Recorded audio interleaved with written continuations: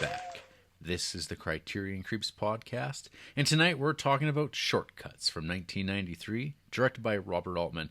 And there was a special request by co-host RJ to read the tagline and synopsis. Yeah, I'd like to kind of contribute my part. You know, people are always asking. It's like, RJ, how come we know that you're doing all the editing and all the behind the scenes? It's like, but Jarrett's getting too much time in the sunshine. Too much shine.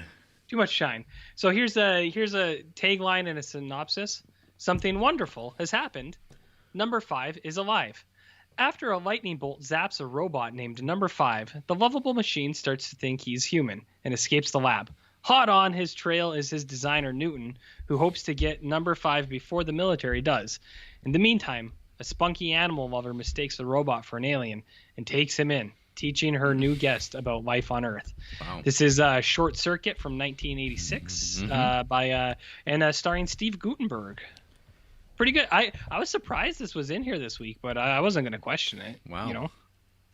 Yeah. What? John Badham, huh? Was that worth it? No. No? Okay. Well, I'll let you do your thing then.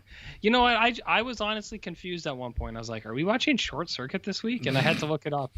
And I was like, oh, we're not watching Short Circuit. Again. Why don't you tell me about the synopsis from Letterboxd? The more accurate synopsis tagline first. Okay. Short Cuts raises the roof on America. Jarrett? Mm-hmm. Can you tell me what that means? Well, I know what it means, but when I first read it, I went, what? And I went, is this the 90s? Is this like, because when I think raise the roof, but I'm like, Short Cuts, that movie doesn't have black people. There is one. There's a couple. There is literally a couple, and then they leave. And then, okay. Yeah. So I was like, because that would be something you'd expect with like a, I don't know, Friday or something, you know? I've seen all the Friday movies, and I do believe someone does say "raise the roof" at one point in one of those movies. So, but I believe that this is the idea is that it's like the movie raises the roof and exposes what's going on under the roof of America. Well, what's going on? Life. What did they do? Life goes on. Life continues. And so I think it is not one of the better taglines, I don't think. Okay. That's strange. Raises the roof. See, I didn't even know that when I was planning out my long gestating Short Circuit joke. Mm-hmm. It paid off big. Yeah. Huh. Many loosely connected characters cross paths in this film based on the stories of Raymond Carver. Waitress Doreen Piggott accidentally runs into a boy with her car. Soon after walking away, the child lapses into a coma. While at the hospital, the boy's grandfather tells his son, Howard, about his past affairs. Meanwhile, a baker starts harassing the family when they fail to pick up the boy's birthday cake. There's a little bit that remains one thing. Wanting. That's like half of one of the stories. Yeah, that's a thread. Yeah, like it's basically the thread about the kid, but that's it. Yeah. But him and his family aren't him and the dad from X-Men who hated all the mutants. They're not the main point of the movie. No, it's also Jeffrey Dahmer's dad, played by Jeremy Renner. Oh, not in real life though? No. Oh, so the guy who played the senator in X-Men wasn't actually Jeffrey Dahmer's dad? Last I checked. Well, but maybe in like the sort of like Leave Extraordinary Gentleman way, it all is true. Yeah, you can't say for certain, right? No. Okay. Yeah. Yeah, you can't say for certain. So, Short Cuts. This is a movie I watched on a rental from Blockbuster back in probably 2000. I think because I heard about this Robert Altman guy at that time, and I was probably looking at Roger Ebert's reviews on suntimes.com. I would see that he gave this movie 4 stars. I think out of what? 4. 4 out of 4? 4 out of 4. Okay. And it was probably on like some best of lists of the year for 1993. And so when I was going back through, I'm like, I'm gonna watch all the best movies of the 90s. And oh, look at that! I'm looking at it right now. Oh, Armand White said this was the best movie of 1993. Armin White said that? Yep. Gene Siskel said it was number 2. Peter Travers had it as number 1. Surprised Ebert didn't have it in there, but from 1993. 1993. Jarrett, do you know what some of the other films that came out in 1993 were? You can go ahead and tell me. Jurassic Park. Yep. Schindler's List. Yep. Dazed and Confused. Yep. Groundhog Day. True Romance. What's Eating Gilbert Grape. Mrs. Doubtfire. Hocus Pocus. The Fugitive. Philadelphia. Sleepless in Seattle. In the Name of the Father. Carlito's Way. The Sandlot. Demolition Man. Super Mario Bros. Conehead. Homeward Bound. Hell of a year. Hell of a year. Hell of a year. TMNT 3. Back in Time. Yep. Lots of good stuff, Jared. It's good picks. Good picks. Ninja Scroll. So I rented this and watched it way back when, and I liked it.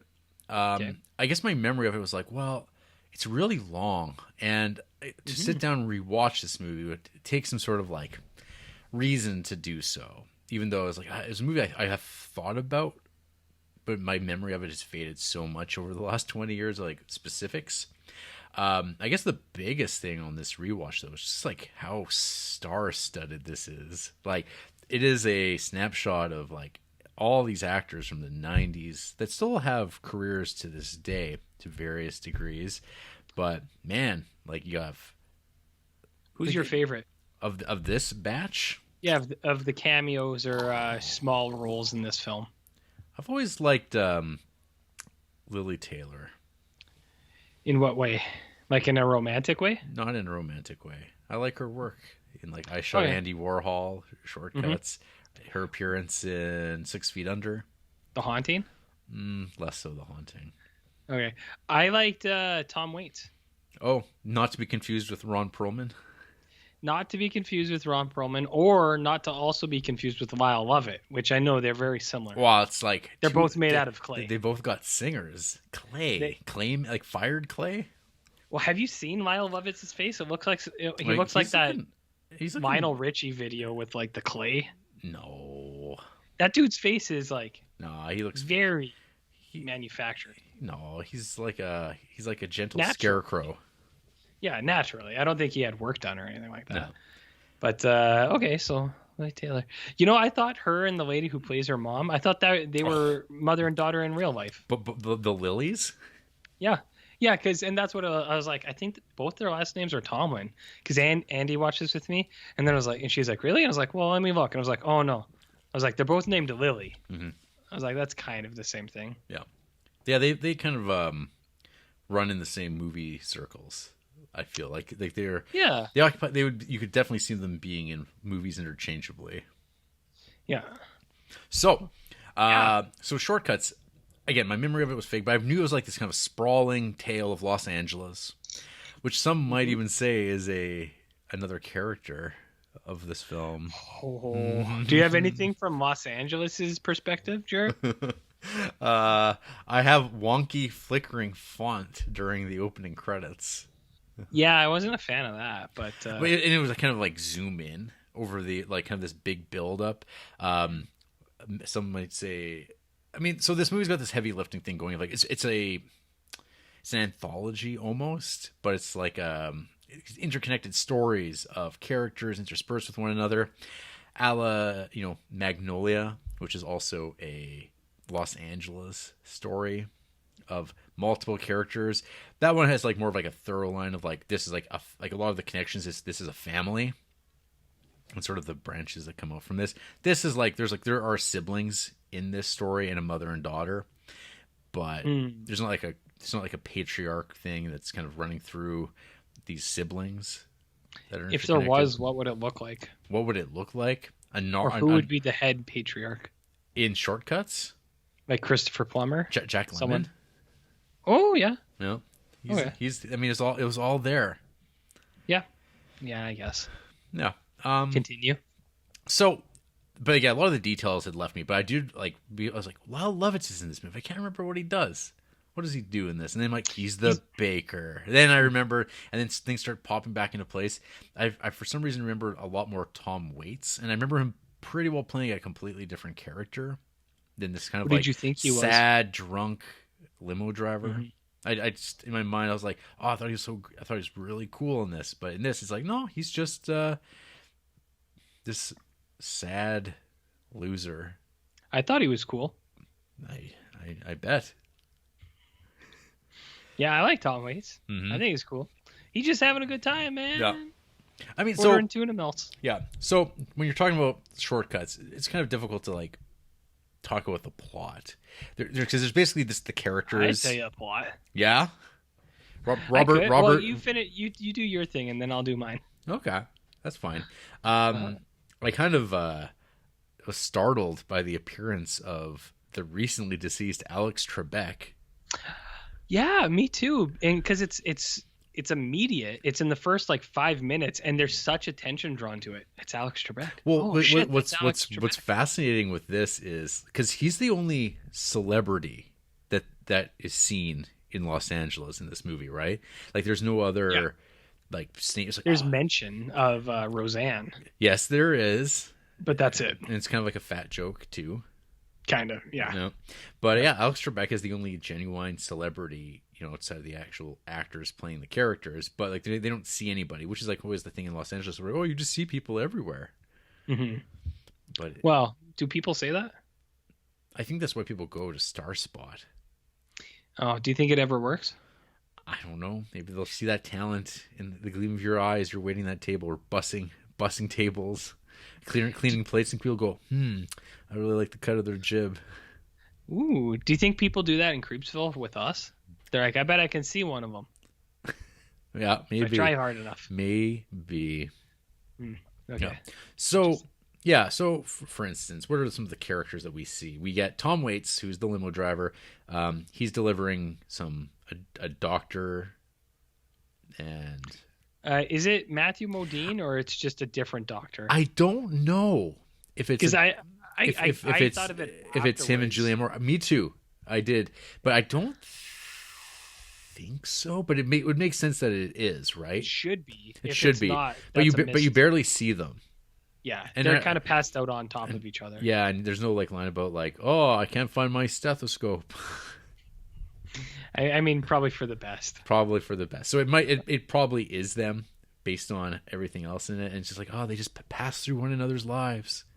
His sometimes wife, his on again, off again partner, Lily Tomlin. She is a waitress at a kind of like a truck stop diner type deal.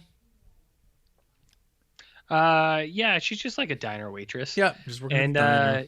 She, you know what? She's doing her best. She's trying real hard, and sometimes people just give her grief, and that's not fair. Yeah, they just want her to get the butter.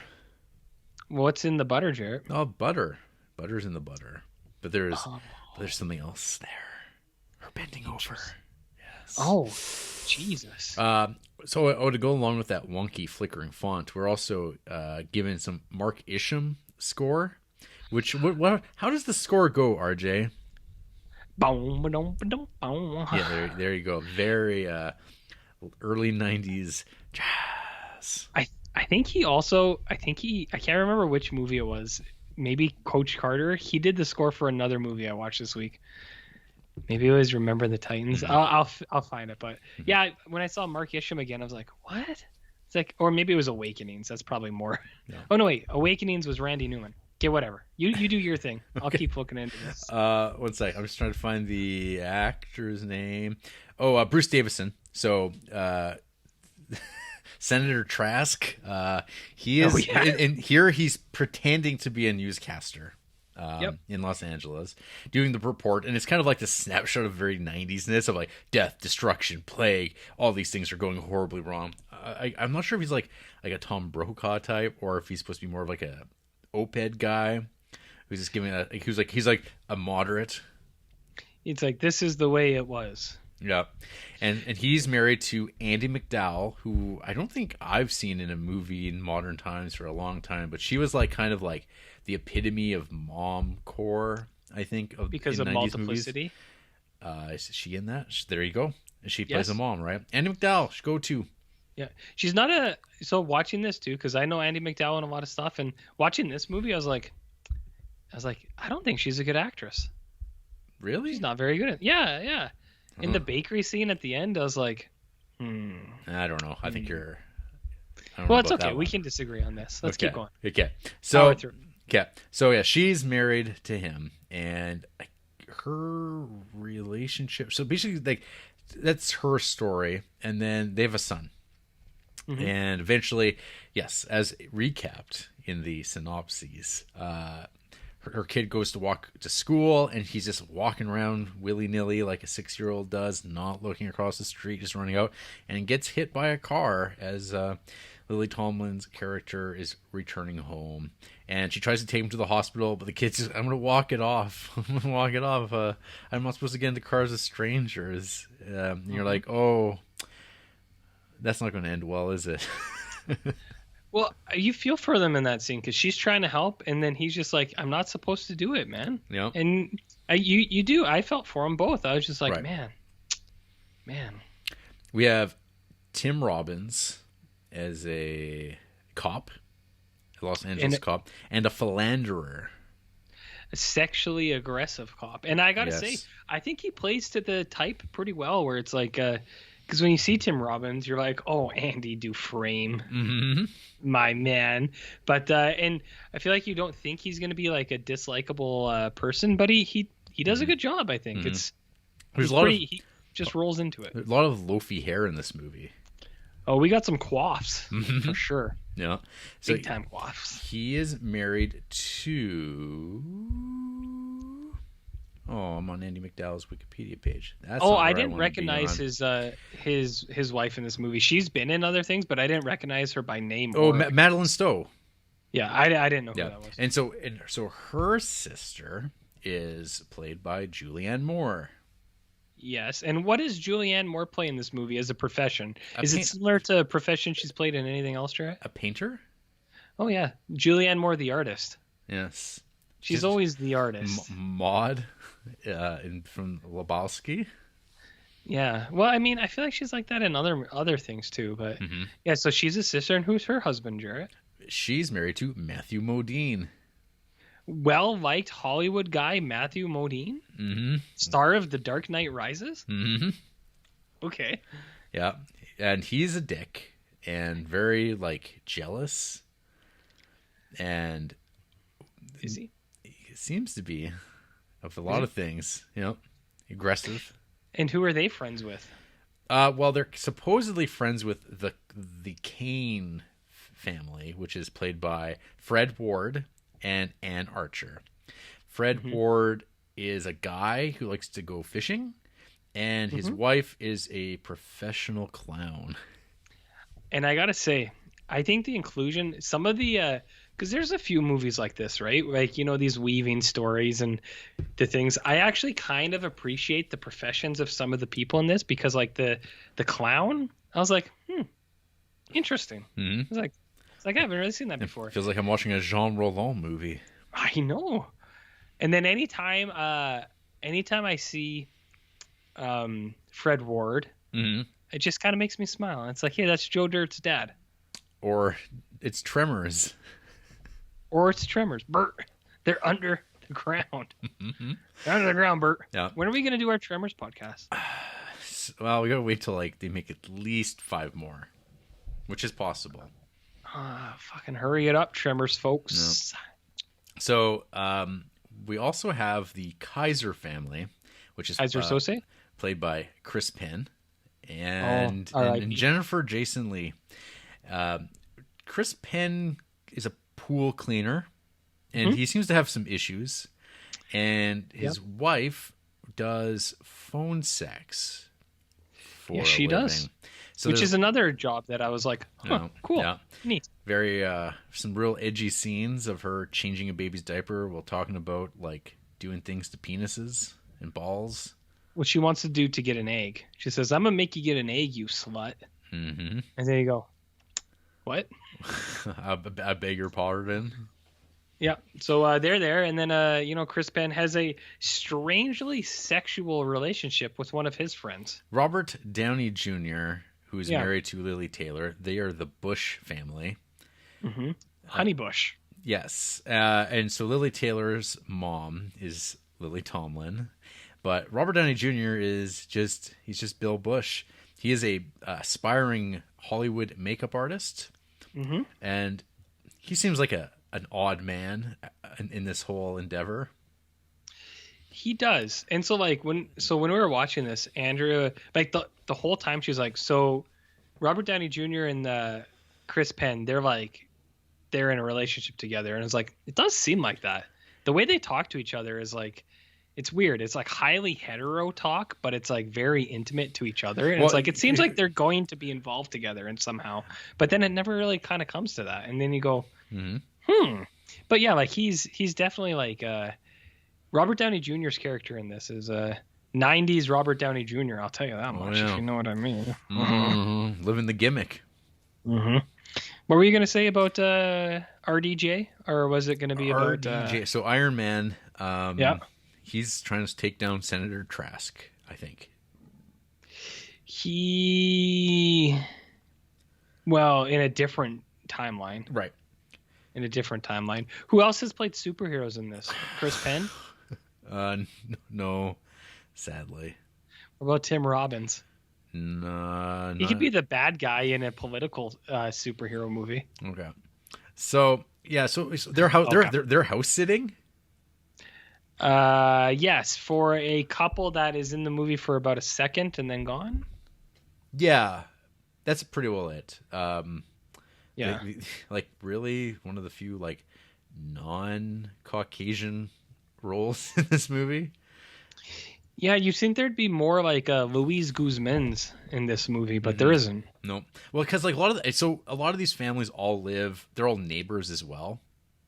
Mm-hmm. So we also have Frances McDermott, and she is in the process of getting divorced from her husband, played by a 90s indie guy, Peter Gallagher. Oh yes, the OC, Jarrett. See, that's not something I know about. I know about Sex Lies and Videotapes, and I know about American Beauty, and Eyebrows. Eyebrows, man, it's the OC. You know that hip song? I don't want to wait. Yeah. For our lives to be over. It's Peter Gallagher, dude. That's Peter Gallagher singing? Yeah, and his name is Stormy Weathers. So Frances McDermott is getting divorced from her helicopter pilot guy, and they got a kid named Chad. Yes. The kid's name is Chad, and that kid's got sick drip in this show. Like his outfits, ooh, they look good. Frances McDermott is also, she's seeing Tim Robbins, who's stepping out on his wife to see her. Mm-hmm. But Tim Robbins is stepping out on everybody, and hates his dog. And what a prick. Dumps his dog in the middle of the street, and then we assume he gets back his dog. But we don't know for sure. And Huey Lewis making a cameo seems totally okay with this. It's like, I love that scene so much. Because it's like, does he not care? Does he not care because he knows that it's not the dog? Or does he just not care because he's going to finish his beer? I'd like to say neither. So this movie's got, what, three musicians in this? At least? Yeah, Huey Lewis, Lyle Lovett, and Tommy Boy. Also, the dog is called Susie, but it's a boy dog. They always say that. Susie, where did he go? No. Which I was like, weird. Interesting. So then we have like the trainers, the mother and daughter. We have the musicians, the lounge singer, and the cellist.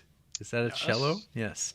So that something like that. Yeah, they're kind of like, I don't know. They're kind of in between in this story. They're kind of around, and they're neighbors and acquaintances, right? Right, and that's about it.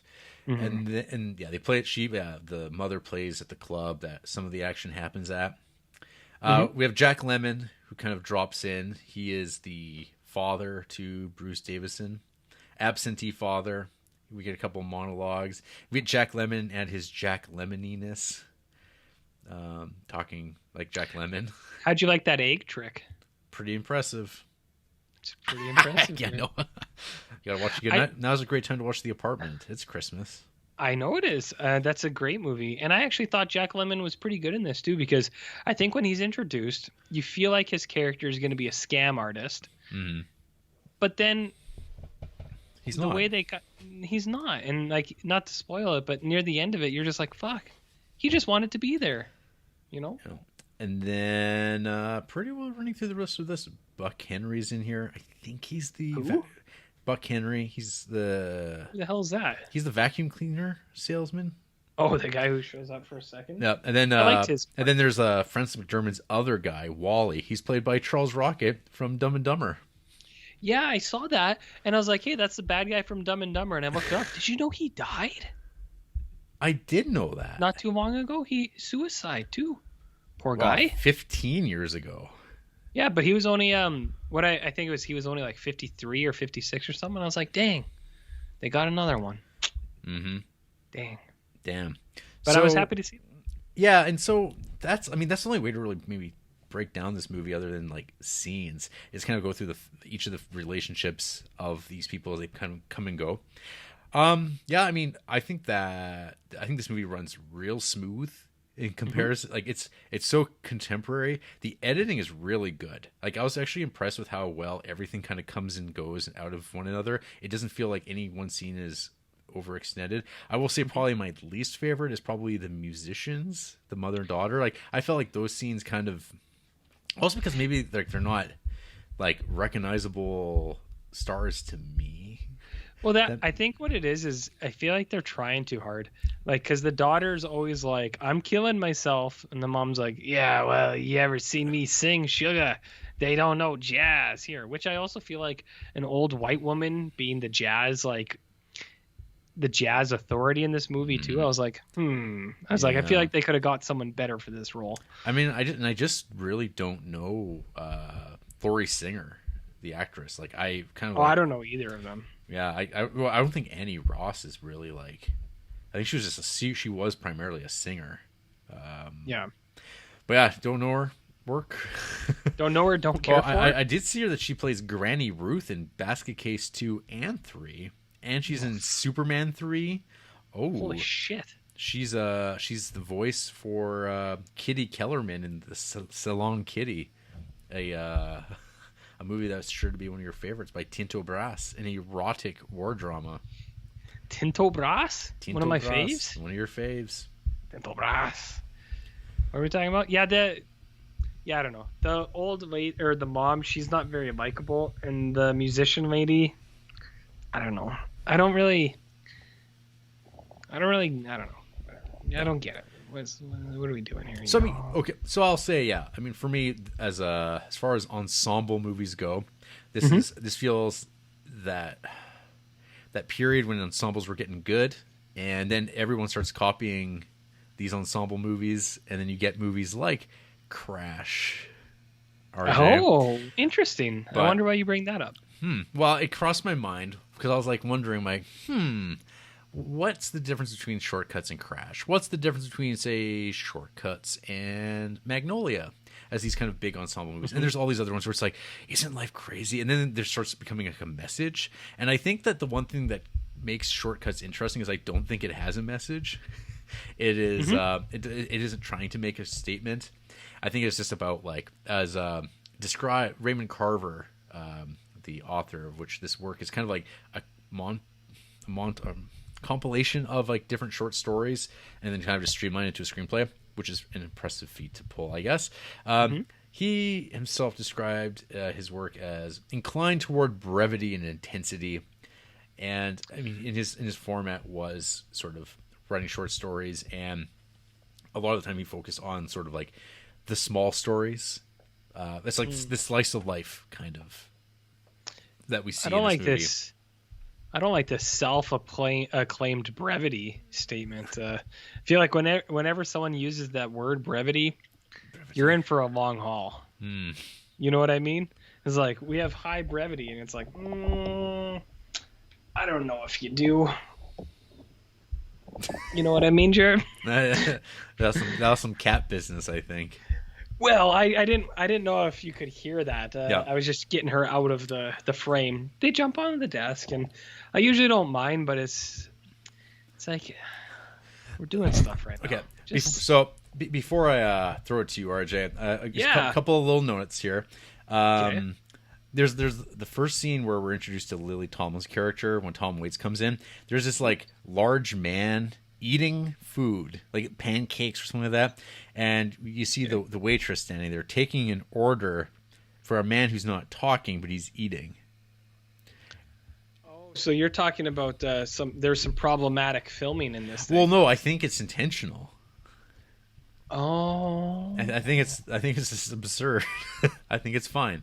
But she's standing there in front of this man who's eating, and then she walks away. Maybe she's writing up a bill for all the food he's eating. I don't know. Do you think it's like Usually you take the bill already written to the table. Well, know, if he's usually- eating that fast, you might not be able to keep up with He's it. getting his next order, and she's just like in the midst, and she's like there for like at least 15 seconds, just standing there. Watch for it, folks. You let me know. Yeah, interesting. So, I think one of my comments about this movie is life is complicated. The movie. Is that your current day isn't- comment, or is that 20-year-old Jarrett's comment? Isn't life just? Isn't it just weird? I think this is the debut of Captain Planet, which means that Captain Planet is in the Criterion Collection. Yeah, this is the first appearance, not the last. It could be its last. Not the last, but it's definitely the first. I like that Captain Planet stuff. It was nice. And then, I guess we didn't really talk about, or I haven't talked about yet, Fred Ward's story arc, which is him going fishing, and upon arriving at the old fishing hole, his buddy goes and takes a piss, and while raining down urine, he's like, "Hey, I think there's a dead body in the water. Oh, it's like a naked woman." And they're like, "Oh, we should call the police." Yeah, but we're here to do some fishing. Well, it's Jarrett. When is the best time for trout? When is the best time for trout? The ones that are maybe nipping and chewing away at a dead woman's body. Well, that's part of their argument there. It's they're like, well, we're here now. It takes us a long time to get there. And he goes, the one dude, cowboy guy, he's like, when is the best time for trout? We're also He's like, it's right now. leering at Lily Tomlin's bottom biscuit. They're the butter fiends. And then Wow. one guy even has a comment. He says, man, there's a lot of guys in my position that would be doing a lot of other things with this dead body right now, if you catch my drift. Oh yeah. And then you go, I think that scene is most reminiscent of current day culture and people, with things that are going on now. And it's like, should we do this now? It's like, well, maybe we'll get them on the next one. No. Could you imagine what other people would be doing? What were you gonna say? Oh, I said, are you ready for a spoiler? Yeah. Dead kids. Yeah, that kid dies, man. Nope. You feel bad for him. It's handled pretty well, I think. I agree. They kind of cut around it, and then it's just like delivers like, oh shit. Well, it's like I said. I think that's the best part. The best Jack Lemmon scene in this movie is when the kid does die and he just leaves. Where he's dying, and you're like, oh boy. He's dying and he just leaves. He doesn't handle the rough stuff well. Nope. He was trying and he was there for the kid and he had good intentions. Well, the other kid made it. Yeah, and Jack Lemmon was there to help that family. No. Family. We're just offer encouragement. Yeah, he's like, let me show your kid my egg trick. Mm-hmm. Yeah. Yeah, and then I think I made a note here. There's this song from television's Wonder Shows and that comes up called White People. This movie is basically a whole lot of that. I mean, kind of. But I mean, what is Tom Waits? Filipino? And then we get like we get the moment that ties it all together. Earthquake. Because you have to have like a moment, be it an earthquake or frogs falling from the sky, some sort of event that like is the pin in it that just like makes it go wow. It really makes you think. But we also get Chris Penn's face.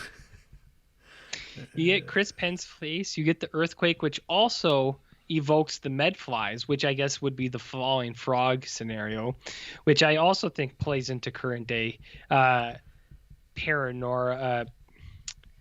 panic. Like, it's like, I've never seen a medfly, and there's like people spraying for them and stuff, but then the earthquakes kick up the medflies, Jared. I do like that question, that line from Tim Robbins about like his wife being concerned, Madeline Stowe being concerned about her kids and the dog being out there while they're spraying. It's like, they wouldn't do it if it wasn't safe.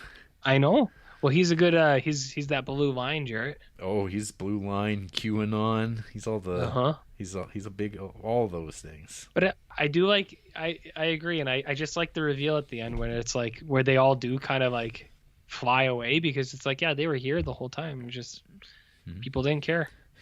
And we have Earthquake and Chris Penn, and then you have spoiler number 2, jarring ending and you go spoiler number 2. So it's like, and there's like, I think it's a very Los Angeles thing, but this is the big one, because everyone's always like, when's the earthquake going to come that like sends like California off into the ocean, sends good men bad.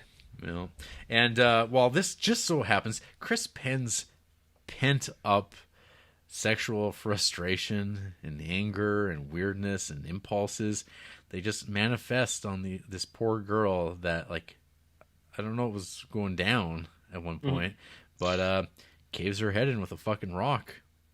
Very very biblically. It's implied that he killed. Do you think that he 100% killed her? Yeah, no, her. But what about the lady floating in the mountains? Do you think Chris Penn killed that lady as well? Because I feel like there's almost more connective tissue there, because we thought the whole time watching it, Andrew was like, well, I think Tim Robbins killed that chick in the stream, and he's going to kill Frances McDermott, and then they kind of switch you. But do you think that that's there, or is that connecting strings that don't exist? That's possible. It's a possible reading. I think it's possible. Yeah.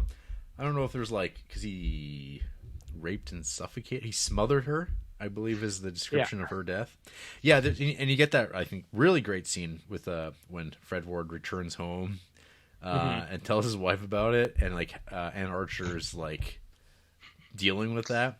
How long did you leave her there? Well, no, it's really good. Like, baby, we were fishing. Yeah, he can't understand. What are you so upset for? He's like, man, why do you care? We told the cops.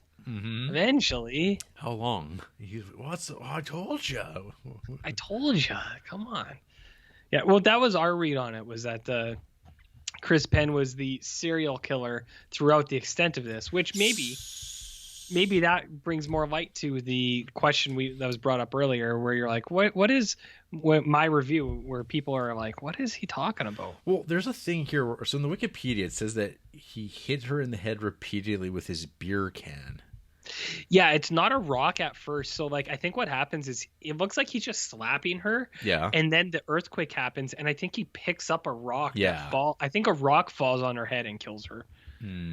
Which was like, I mean, maybe not, but because I was just like, how are they gonna like go around this? And then I was also like, why did Chris Penn do this when there's so many people close to him? It's weird. Yeah. But I think it could either be that he was just hitting her and then he got a rock, or he killed the her. Earthquake. Yeah, like he was killing her. He definitely killed her, and then it was a falling rock. You misheard it, or you missaw it. I think that's Robert what Downey and other girl. Yes, and then Yeah. be like, you can't say that. It was a mistake. It's hard to tell what you saw in that moment. But who knows? Maybe the old Johnny Law will catch up with Chris Penn one of these days. They might, but he's just a good, hard-working pool cleaner. Mm-hmm. Oh, we forgot the one of the other characters is the ex-con who tries to start a fight with Chris Penn. Oh yeah, that great scene. Yeah, and exchange then of money. Oh, and also suicide. Mm-hmm. No. Suicides. There's pretty packed. Lots of things. There's also a luau with Tom Waits and what's her face. They have a party, which is pretty fun. Mm-hmm. It's good. And then there's a drunken party. Just described dalliances out of marriage. Oh, correct. Yeah, because there's the whole thing about after the Alex Trebek sighting.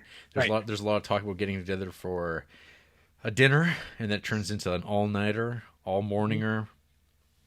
And okay, so that scene too, while we're at it, Julianne Moore's scene when she's drying her skirt is one of the most distracting and like most difficult to watch scenes I've seen in recent movies. Not difficult and like, oh, this is hard to watch. It's just like I was watching with Andrew, and I was just like, I can't focus.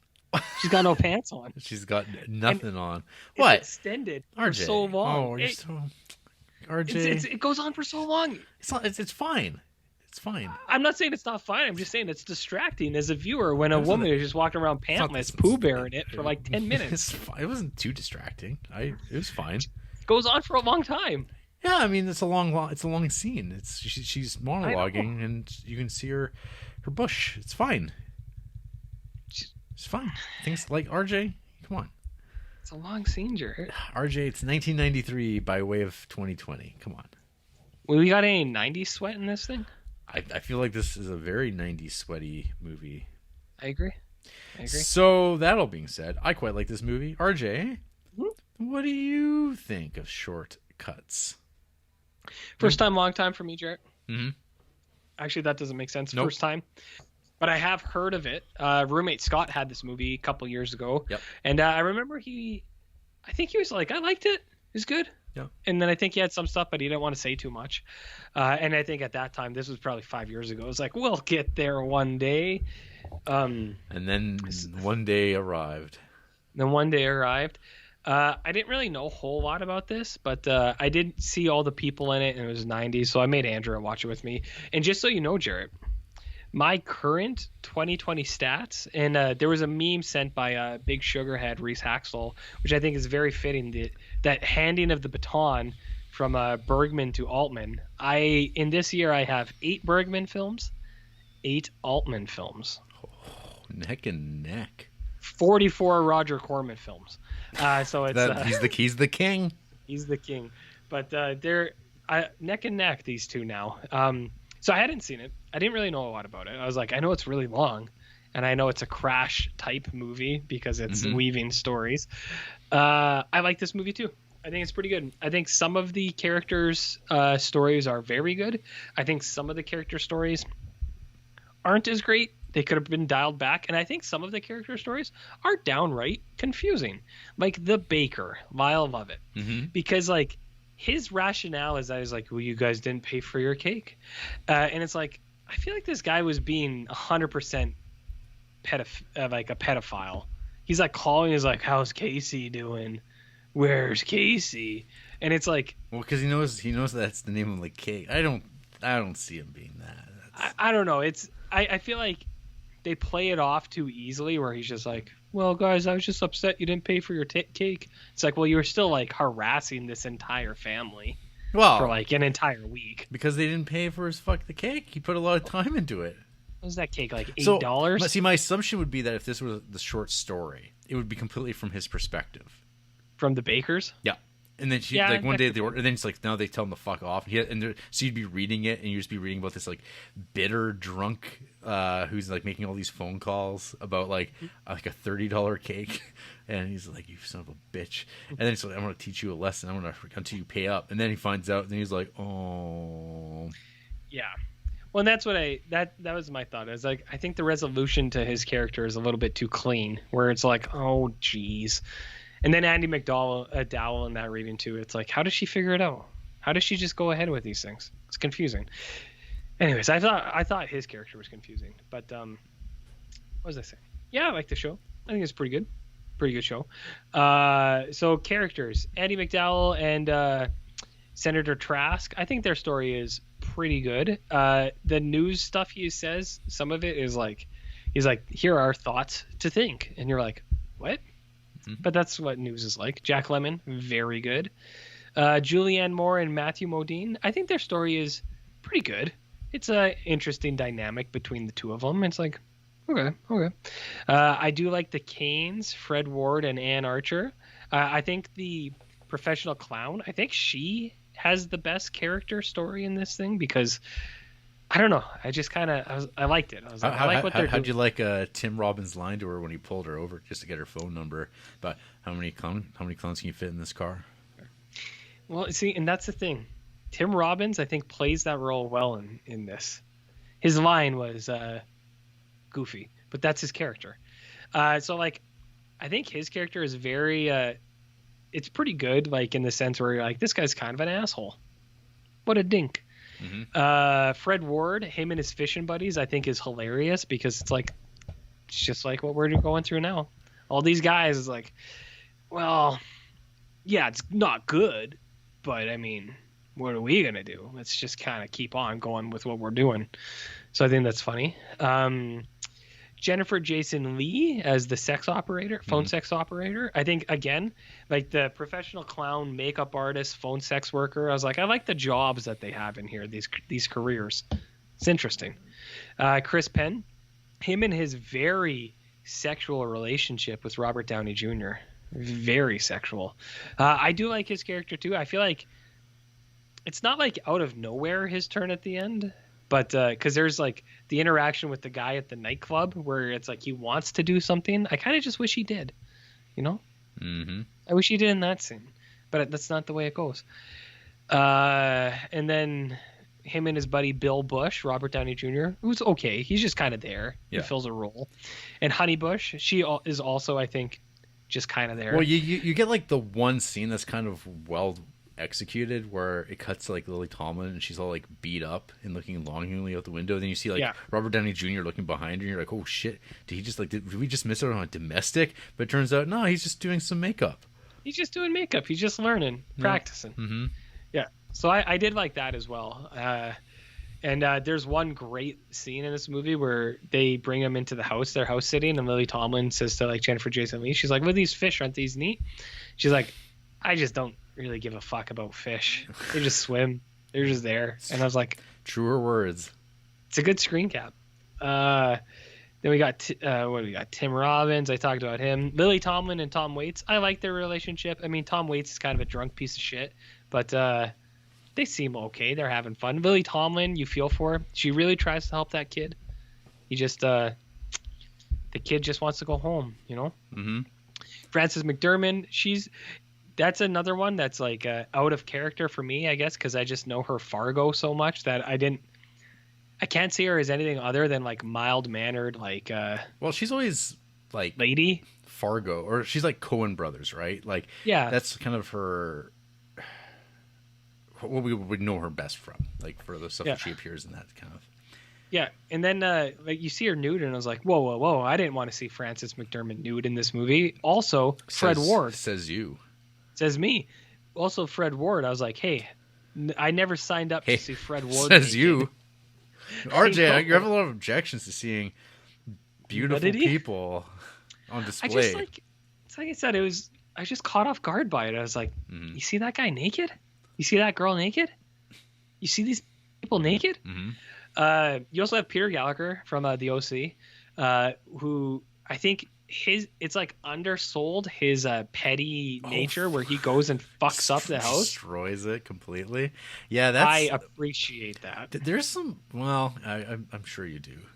Mm-hmm. Yeah, but there is like a weird like element of like, man, the men in this movie are just like a lot of them are bad dudes. Like it's just like women catch the brunt of it in various ways. Yeah. Well, there's another great line when Senator Trask talks to Chris Penn and Congressman Trask, and he's like, "What's the score?" or something like that, and Chris Penn's just like, "Bad guys are winning," and I was like, "Mm-hmm."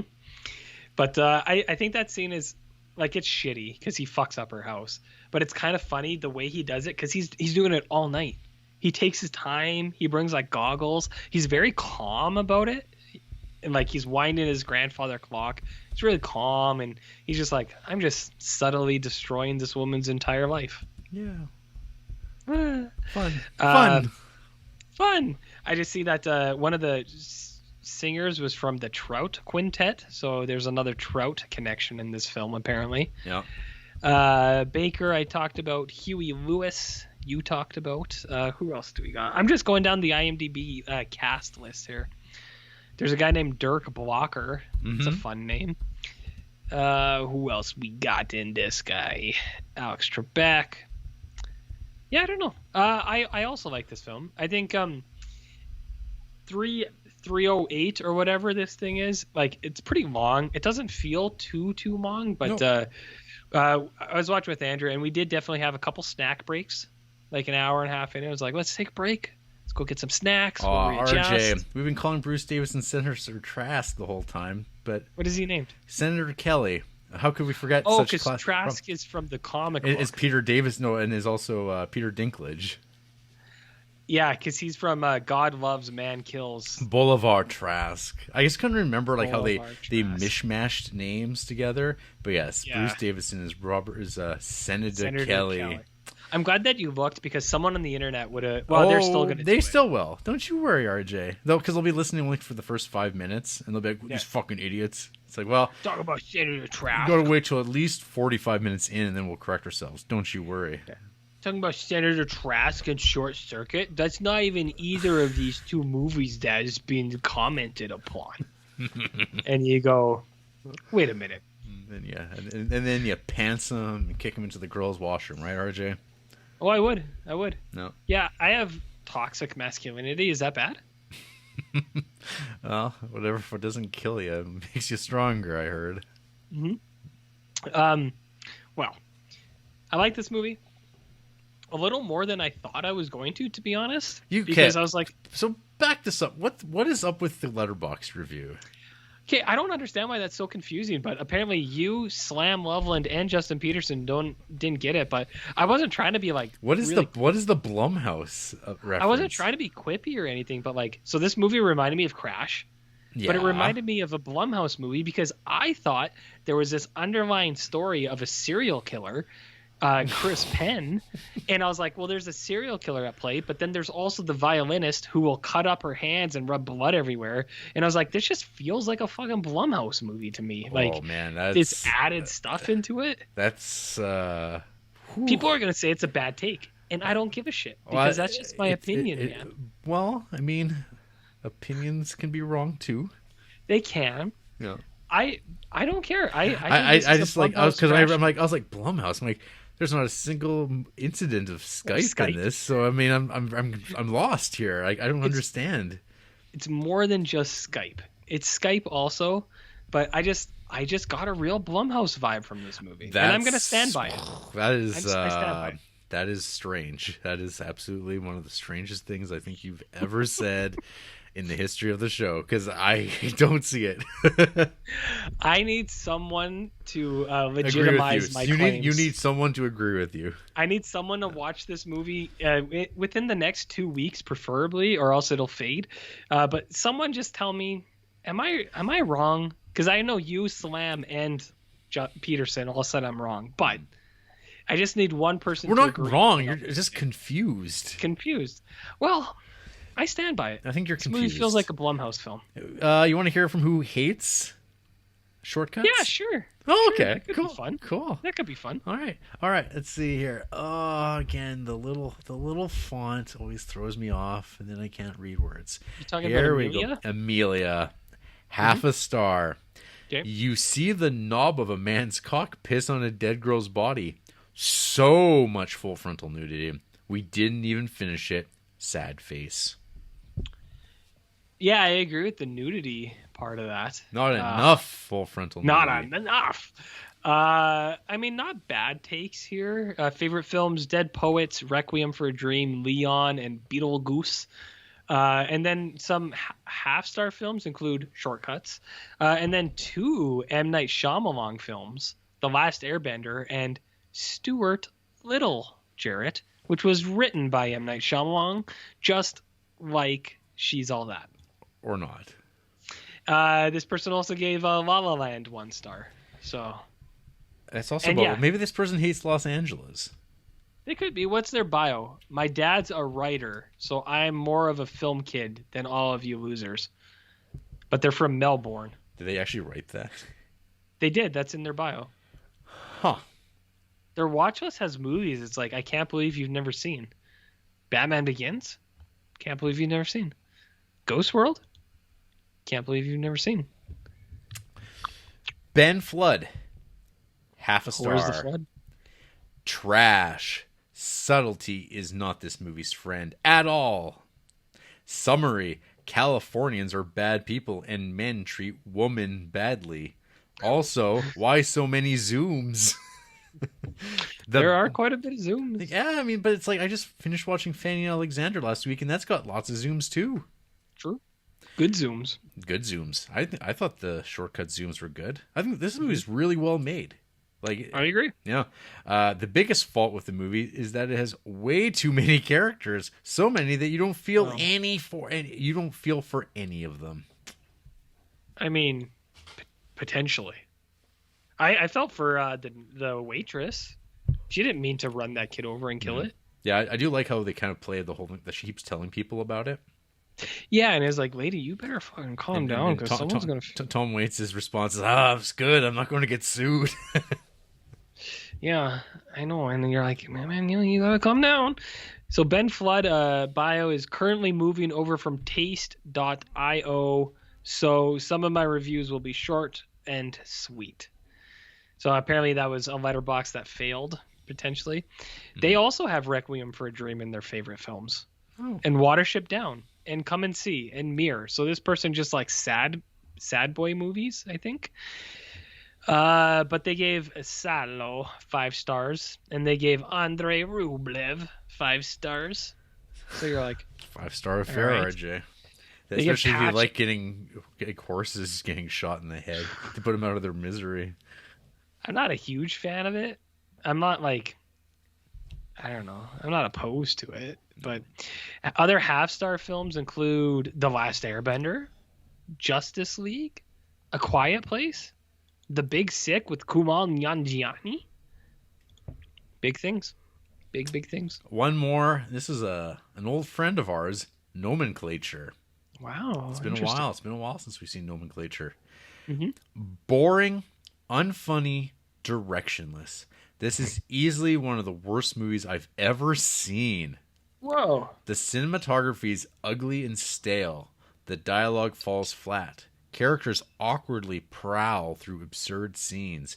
There's one scene where Julianne Moore has an argument while nude from the waist down, and it's completely gratuitous and unnecessary. Yes. Another scene towards the end comes entirely out of nowhere.